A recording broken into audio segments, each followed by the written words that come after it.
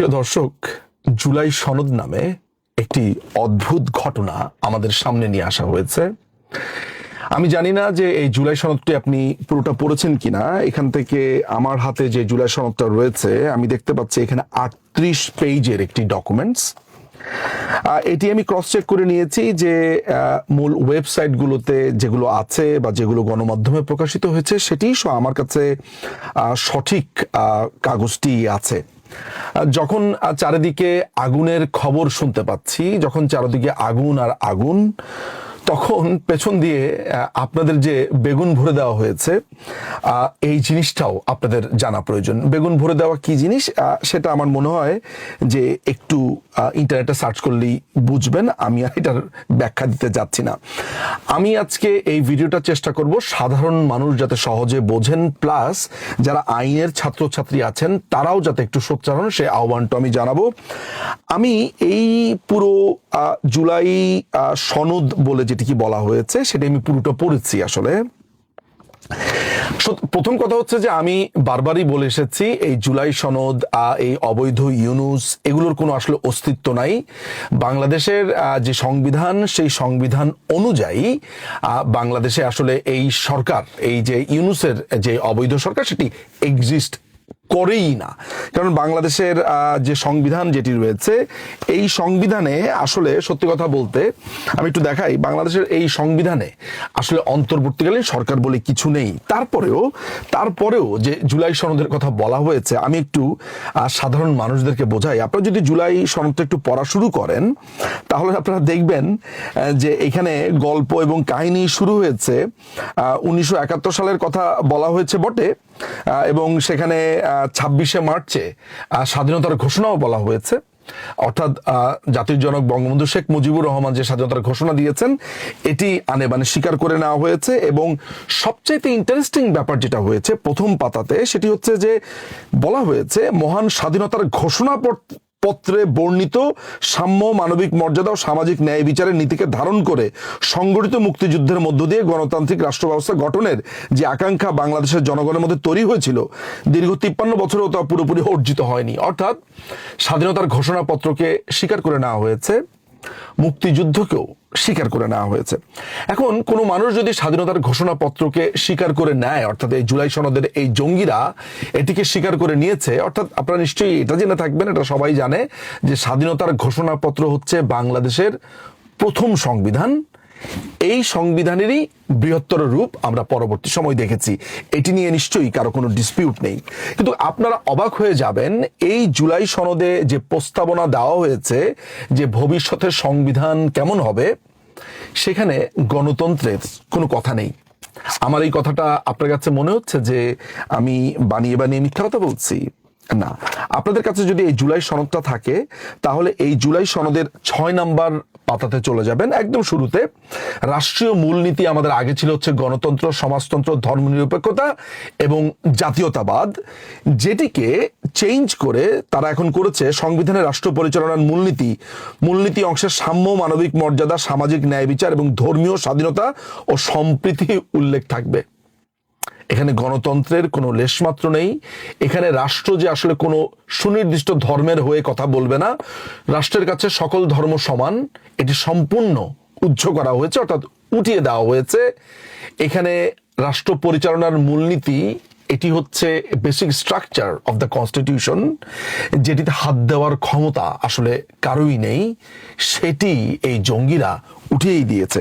কিন্তু আপনাকে এখানে বেশ কিছু ইন্টারেস্টিং ব্যাপারে আমার মনে হয় কথা বলা প্রয়োজন। সেটি হচ্ছে যে এই জুলাই সনদের একটা জায়গাতে জাস্ট আপনি যদি 5 নাম্বার পাতাতে চলে যান, এই 5 নাম্বার পাতাতে একটা ভয়ঙ্কর কথা বলা হয়েছে।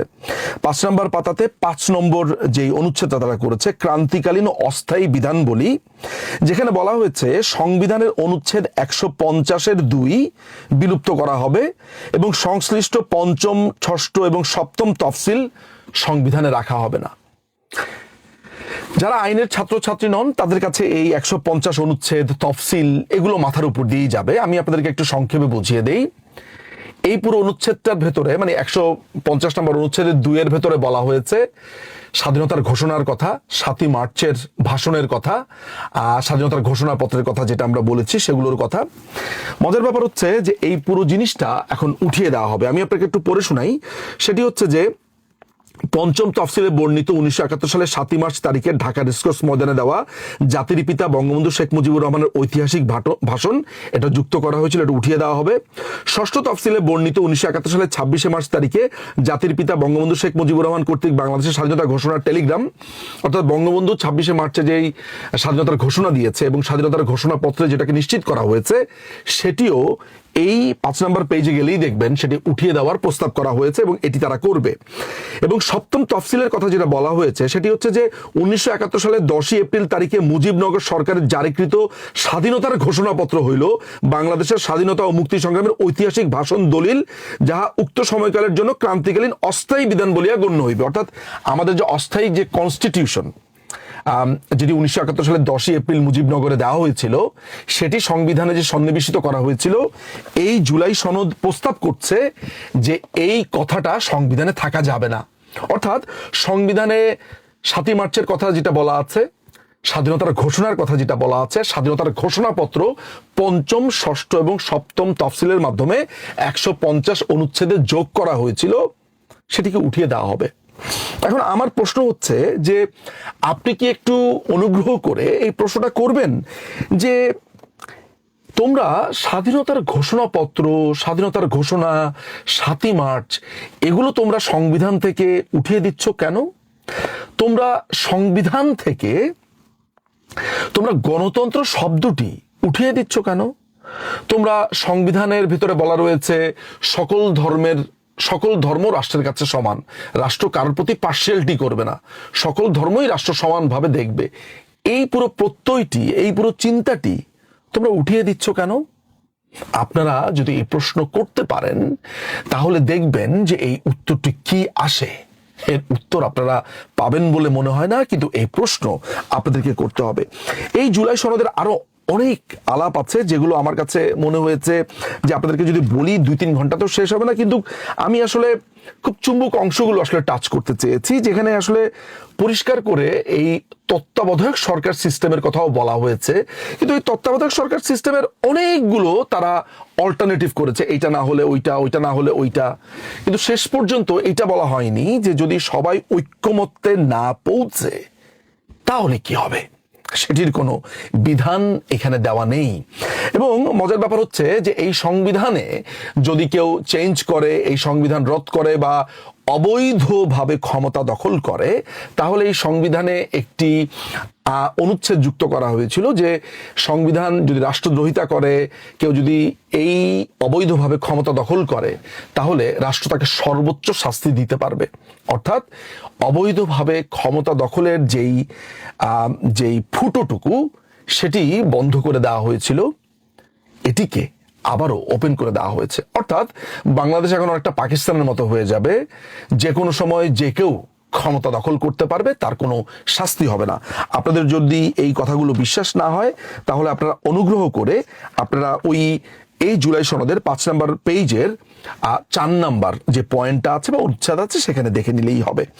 এবং আরেকটি কথা বলে আমি আসলে শেষ করব, সেটি হচ্ছে যে 8ম সংশোধনী যেটি 1988-এ আদালত দিয়েছিল, এই 8ম সংশোধনী বাতিল করে দেওয়া হয়েছিল। অর্থাৎ হাইকোর্টের যেই শাখাগুলো বিভিন্ন বিভাগে থাকবে, এই ব্যাপারটি তখন আদালত বাতিল করে দিয়েছিল। এটা আনোয়ার হোসেন কেস, বিখ্যাত মামলা। হাইকোর্টের অ্যাপিলেট ডিভিশনের রিভিউ পিটিশন, এগুলো 3টি আসলে রায় আছে। ইন্টারেস্টিং ব্যাপার হচ্ছে এই জুলাই সনদে আবার বলা হয়েছে যে হাইকোর্টের বিভাগ থাকবে।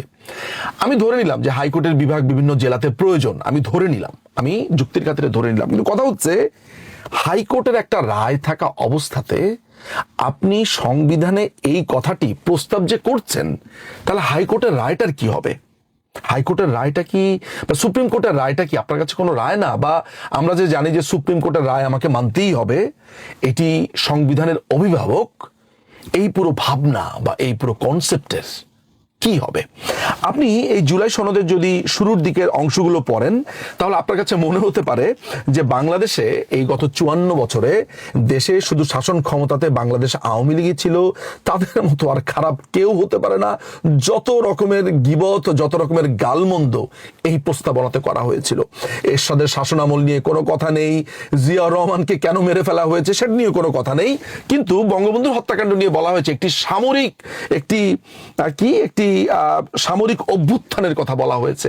কিন্তু 1979-কে অর্থাৎ জিয়াউর রহমানের ক্ষমতা দখলকে তাদেরকে বলা হয়েছে গণতন্ত্রের অভিযাত্রা, যেই 1979-এ খুনিদের বিচার হতে পারবে না এই কথাটাও সংবিধানে যুক্ত করা হয়। এই পুরো সংবিধানে 1979-এর পরে জিয়াউর রহমানকে যে মেরে ফেলা হলো সেটি সামরিক অভ্যুত্থান কিনা বা সেটি কি, এটি নিয়ে একটি কথাও বলা নেই। সোজা তারা চলে গেছে হচ্ছে 2006 সালে। 2006 সালের আগে 2001 থেকে 2006 সালে যে বাংলাদেশে গ্রেনেড অ্যাটাক হয়েছে, সেখানে যে তত্ত্বাবধায়ক সরকারকে পুরোপুরি নস্যাৎ করে দেওয়া হয়েছে, সেগুলো নিয়ে কোনো কথা নাই। স্ট্রেট চলে গেছে 2006 সালে লগি বৈঠা নাকি আন্দোলন হয়েছিল সেটি, এবং চলে গেছে 2009 সাল পর থেকে বাংলাদেশ আওয়ামী লীগের কথাতে। অর্থাৎ এই পুরো জুলাই সনদটা তৈরি করা হয়েছিল কমপ্লিটলি অনেকগুলো দল মিলে, এবং মজার ব্যাপার হচ্ছে যেই দলগুলো আছে তাদের মধ্যে বিএনপি ছাড়া বাকিদের ভোট বাংলাদেশের রাজনীতিতে 4 থেকে 5%ও না, এরকম অনেকগুলো দলকে নিয়ে তারা জুলাই সনদ বানিয়েছে।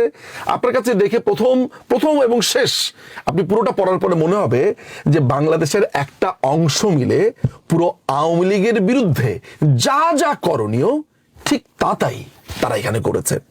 এই জুলাই সনদ যে কোনোদিন টিকবে না, এই জুলাই সনদের কারণে যে অসংখ্য মানুষকে আসলে যারা এগুলোর সাথে জড়িত ছিল তাদেরকে যে আইনের কাঠগড়াতে দাঁড় হবে সেটি নিয়ে আমার অন্তত পক্ষে কোনো সন্দেহ নেই। কিন্তু আমার চাওয়া হচ্ছে এই জুলাই সনদটা আপনি নিজে পড়বেন এবং নিজে বুঝবেন এবং সাধারণ মানুষকে সহজে একটু জানিয়ে দেবেন যে এই জুলাই সনদে গণতন্ত্রের কথা বলা হয়নি, এই জুলাই সনদে স্বাধীনতার ঘোষণাপত্র, এই জুলাই সনদে মুক্তিযুদ্ধের বা স্বাধীনতার যে ঘোষণা এবং 7ই মার্চের ভাষণ, এগুলো সমস্ত কিছু বাদ দিয়ে দেওয়া হয়েছে। এই সনদের মধ্যে অর্থাৎ এই জুলাই সনদের মধ্যে তত্ত্বাবধায়ক সিস্টেম নিয়েও কোনো সিদ্ধান্তে কেউ আসতে পারেনি। এই সনদটি কমপ্লিটলি একটি পাকিস্তানি সনদ, দেশকে পাকিস্তানের দিকে নিয়ে যাওয়ার জন্য এই সনদ করা হয়েছে। আমার কথা যদি বিশ্বাস না হয় তাহলে এই জুলাই সনদ পড়ে নেবেন। এটি 38 পাতার একটি ডকুমেন্টস। আপনি এই ডকুমেন্টসটা পড়ে মানুষকে জানাবেন, এটি আমার আহ্বান। অনেক ধন্যবাদ।